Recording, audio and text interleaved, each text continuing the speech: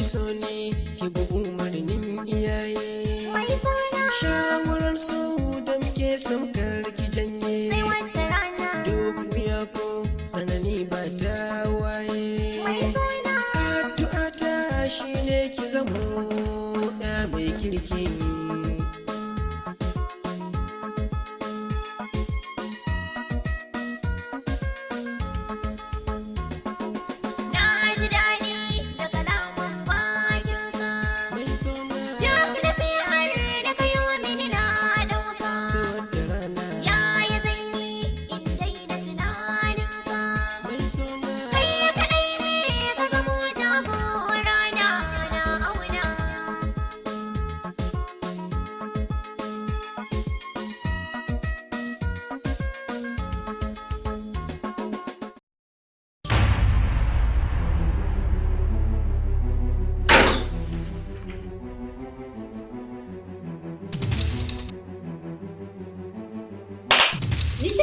Na mare yau za ki ina cikin gidana za ki zo ki ta ni da wake sai da sai da ne ki ne ki ta a to ni ma bai wasu sai da za ki ga kasuwa za ki bai ta ai ma wallahi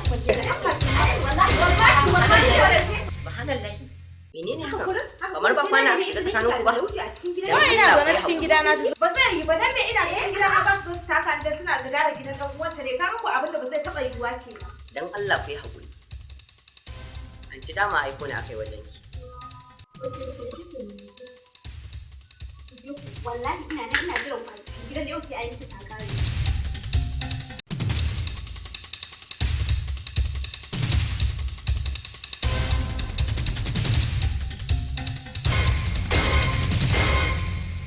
Yada